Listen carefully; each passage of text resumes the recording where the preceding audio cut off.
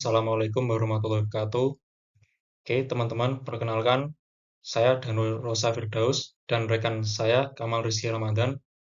Jadi, kami di sini akan mempresentasikan tugas UAS kami untuk tema C, yaitu Unmanned Aerial Vehicle atau disingkat UAV.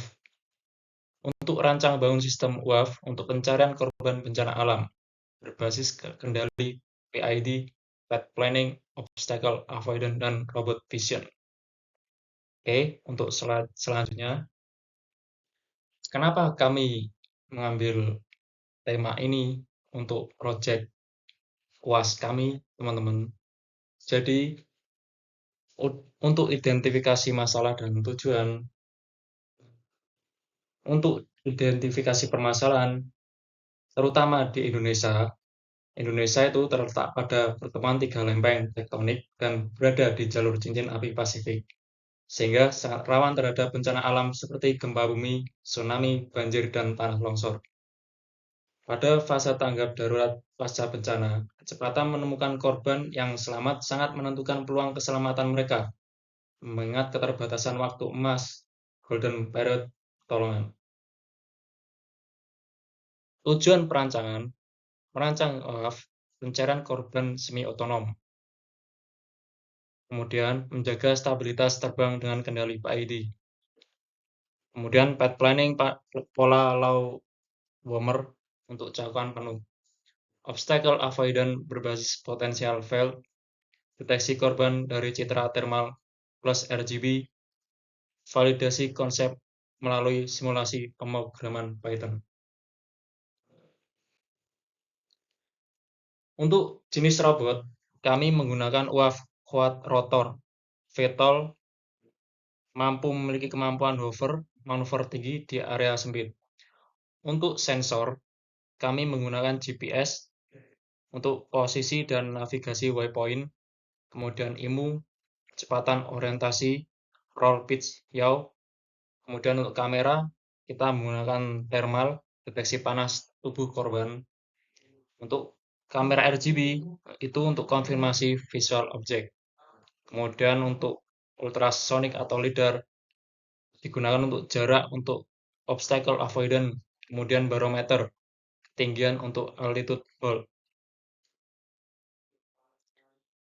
Untuk alur UAV drone, yang pertama kita persiapkan dari ground station hingga menangkap lokasi korban bencana alam. Persiapan pertama di ground station, kita merencanakan sebuah misi, kemudian cek cuaca, area, cuacanya seperti apa sih? Kemudian untuk cek kondisi drone, apakah drone kita sudah siap terbang?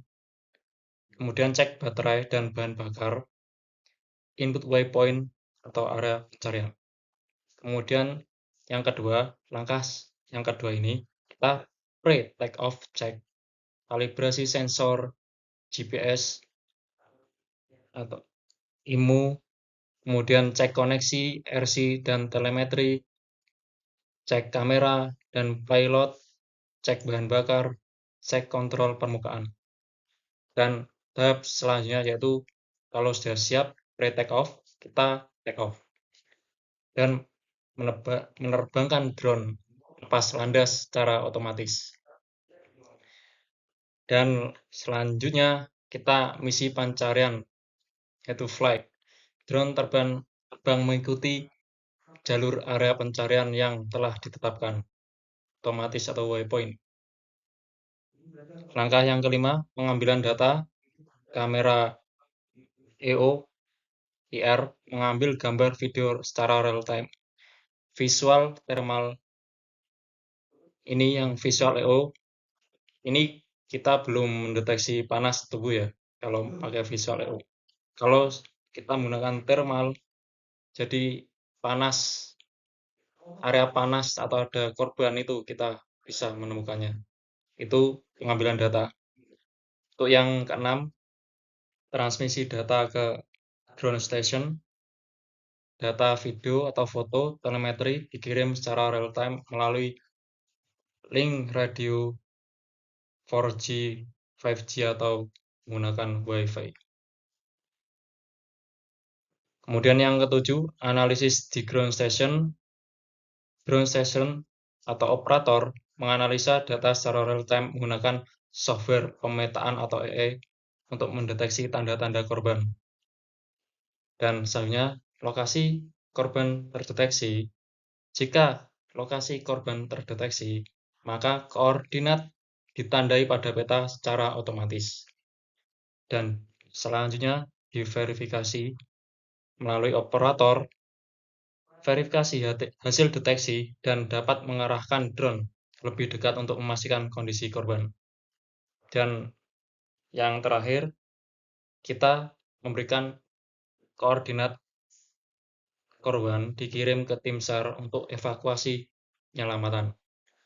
Untuk komponen UAV drone model ini, model apapun lah. Yang terpenting kita memiliki kamera thermal atau visual, kemudian remote control, ground station, atau link telemetri area terdekat. Untuk flowchart sistem kami, flowchart sistem UAV pencarian korban bencana alam. Jadi tahap pertama kita mulai.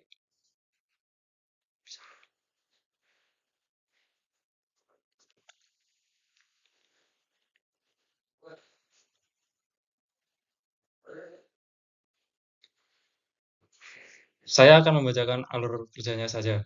Untuk take off, altitude hold PID, ikuti alur pola pencarian, low mover, hindari halangan bila terdeteksi, tangkap dan analisis citra thermal RGB, kemudian simpan koordinat bila korban terdeteksi, ulangi hingga area selesai, lalu return to home. Oke, baik.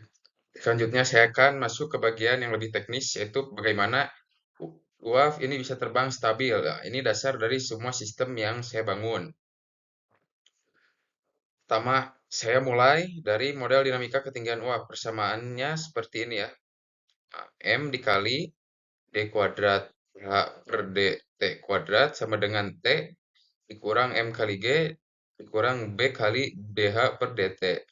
Nah, ini bisa dilihat penjelasannya. M itu massa uap atau beratnya, T gaya dorong, G kecepatan gravitasi, B itu redaman udara, K ketinggian uap terhadap tanah. Nah, jadi kalau thrust lebih besar dari berat UF naik, kalau lebih kecil UF turun. Sederhana konsepnya, tapi ini yang jadi dasar kenapa kita butuh controller untuk mengatur thrust secara otomatis. Nah, untuk mengatur thrust, saya pakai controller PID. Rumusnya U, U dikali T sama dengan KV dikali ET ditambah KI dikali integral ET, ET DT plus KD dikali DET per DT. Penjelasannya itu cukup rumit ya kalau dibahas di sini, akan kepanjangan. Saya lanjut.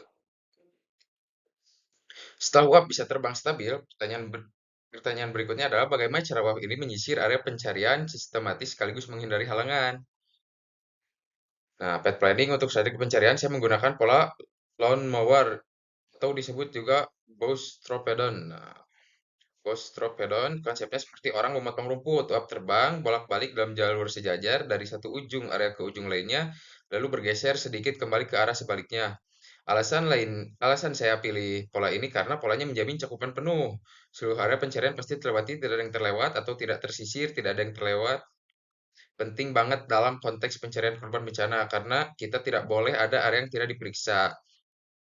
Selanjutnya itu obstacle avoidance. Tapi tentu saja di lapangan nyata pasti ada halangan. Nah, obstacle avoidance itu bisa berupa pohon, tiang, puing bangunan, dan sebagainya yang belum terdeteksi di peta.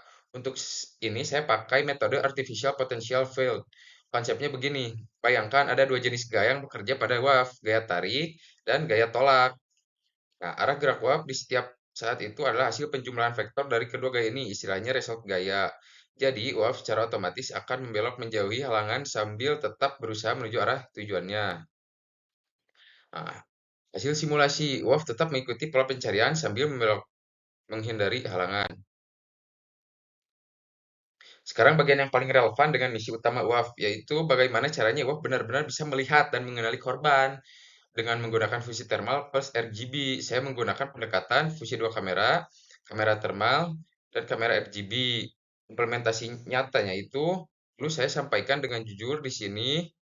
Untuk implementasi nyata di dunia industri, deteksi seperti ini biasanya menggunakan model deep learning, misalnya YOLO, You Only Look Once, yang dilatih khusus untuk mengenali untuk bentuk tubuh manusia dari citra termal. Namun untuk simulasi di laporan ini saya menyederhanakan proses deteksinya menjadi thresholding suhu. Oke, nah ini hasil hasil simulasi kendali PID. Sekarang saya akan tunjukkan bukti kuantitatif bahwa controller PID yang saya rancang di slide sebelumnya itu benar-benar bekerja dengan baik. Nah, parameter PID yang saya gunakan adalah KP66, KI 0,8, dan KD-nya 3,2 dengan target ketinggian sebesar 10 meter. Nilai-nilai saya yang dapatkan melalui proses stunning, yaitu mencoba beberapa kombinasi nilai sampai menemukan respon yang paling cepat. Nah, lanjut, nah ini kesimpulan atau analisis dan kesimpulan. Sebagai penutup, saya akan merangkum keseluruhan analisis dari proyek ini, mencakup kelebihan, keterbatasan, dan arah pengembangan ke depannya. Kelebihan, dari sisi kelebihan ada tiga hal utama. WAF mampu menjangkau area luas dan berbahaya tanpa risiko personel. Yang kedua, pencarian jauh lebih cepat dari penyisiran darat. Ketiga, deteksi tetap efektif pada pencahayaan rendah. Untuk keterbatasannya, untuk terbang dibatasi kapasitas baterai, deteksi terganggu cuaca atau lingkungan ekstrim, misalkan badai, atau ada petir, ada hujan, dan semacamnya. Jangkauan komunikasi telemetri terbatas. Nah, untuk pengembangan ke depan ada beberapa arah yang bisa dieksplorasi. Yang pertama itu warp swarm, menggunakan banyak warp sekali secara terkoordinasi untuk mencakup area yang jauh lebih luas dalam waktu bersamaan. Yang kedua itu model deep learning untuk deteksi lebih akurat, menggantikan pendekatan thresholding suhu sederhana yang saya pakai di simulasi ini. Yang ketiga, integrasi dengan radar penetrasi tanah dan robot darat, supaya pencarian juga bisa menjangkau korban yang tertimbun di bawah reruntuhan yang tidak bisa terdeteksi hanya dari udara.